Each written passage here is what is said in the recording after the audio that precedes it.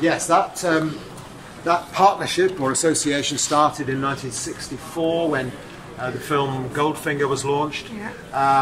And it really was a blockbuster movie. You know, I'm sure most of you have seen the film, and it really put Aston Martin on a global sort of map in terms of appeal, because from DB5 onwards, certainly for the next 5 or so years, Aston Martin's main market was North America. 70% of our sales were going to North America because everybody there wanted to be James Bond and they wanted to have a DB5. And the DB5 really was a development of the DB4. You can see the similarities in shape and form.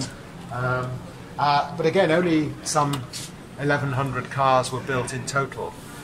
So a DB5 in this sort of condition nowadays is worth around about £1 million, perhaps a little bit more, depending on the condition and mileage, etc. Is this the car that James Bond used in the film? No, it was silver the one he used in the film. And it had guns and it had projectors. The original car that was used in the movie was stolen. Was stolen? It was stolen. It was stolen from a warehouse in, an airport warehouse in, I think, Miami or somewhere like that. And it disappeared. And nobody has ever seen it since. Wow. So we think some super It's criminal literally James Bond. got to know as it is. James Bond in reality. So yeah, the original car, there's quite a mystery involved as to, you know, where it went to. Was it broken up and sold as parts, or as I say, master criminal got it in his living room? You know? Maybe MI6? Maybe, yeah. The cars became bigger during the 1970s.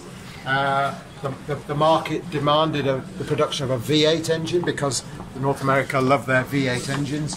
So a V8 engine was introduced with the DBS. The cars grew in size to suit the US highway, North American highways. And even the look of the car started to take on a sort of an American muscle car look, which is very evident certainly in the DBS here and later V8 cars. Lagonda had periodically kind of made an appearance, if you like. Lagondas had been built primarily as four-door limousines. Here we have an example from the 1970s right through to 1989.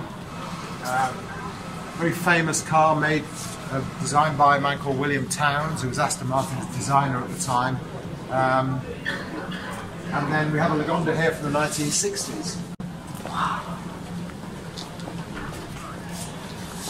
So I think David Brown's grand vision, if you like, when he bought Aston Martin and he also bought Lagonda in 1947, was to have a range of luxury two-door sports cars, which would be badged Aston Martin, a range of luxury four-door saloon cars, badged Lagonda. They would share engines and gearboxes and axles and wheels, etc., which of course nowadays is the norm. You know, car manufacturers now do a lot of component sharing, but back then it was quite unusual.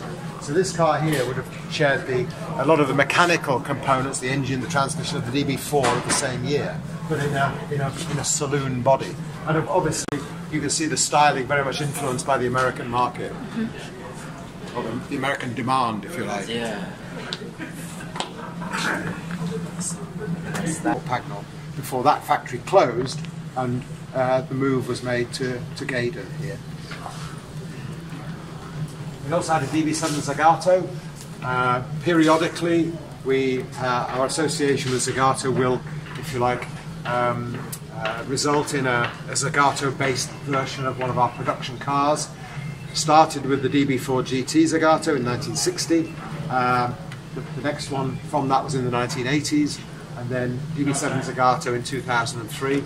Again, small volumes, only 99 coupes and 99 cabriolets, one of which we have just down here. And of course, most recently, we've had the Vanquish Zagatos in coupe, volante, shooting brake and roadster form, which we've just completed the build of. Yeah. And then really, 2004, we moved to this new factory in 2003, and then the first product was DB9. DB9 Advantage, just to put it into perspective, of just these two models, probably accounted for about 40,000 cars in total. Bear in mind that we've only ever made 87,000. Just these two models were almost half of our total production, so extremely successful, and obviously they've now spawned their successors, the new Vantage and the DB11, which we hope will be just as successful over time. You see very much the sort of American muscle car look of the cars of the 70s and 80s. Again, simply because you can just imagine the American dealer saying, make it look like a Mustang and we'll sell lots of it. Excuse me. And this is the DB7 Zagato, or DBAR1, to give it its correct title. Built purely for the California and Florida markets, only 99 cars. So there's no way hood or roof or anything. It's just a completely open car for sunny climates like California and Florida. And then finally we have one of the 10 cars built for the movie Spectre. So the designation DB10 was given to this car. This is, if you've seen the film Spectre, this is one of the 10 cars that was produced for that movie.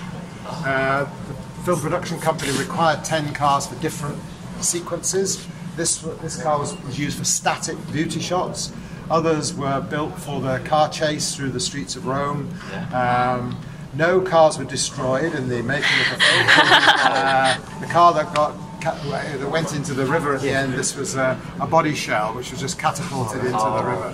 So don't worry, nothing is. And also in Skyfall, a lot of people thought we destroyed the DB5. Do you remember at the end of Skyfall with the DB5 was destroyed? This was a model. We had a lot of social media which said, "How could you possibly destroy a DB5 like this?" Actually, it's only a model. Don't worry. Had the plate, I think, of the original, right? It was a bit bigger than that. It was, I think, 1/5 scale. But I still have the model. Okay. With the correct plate number, with the license, the famous one. Yeah, and the ejector seat. Yeah. 10 of them were made. Just 10, yes. We own, I think, 4 or 5. Eon Production owned the balance, but one of them was auctioned for charity shortly after the movie. And I think it sold for about £2.5 million. It was around 2 million something, yeah. About £2.5 million. Unfortunately, it went to one of our best customers who decided to buy it, and which was great.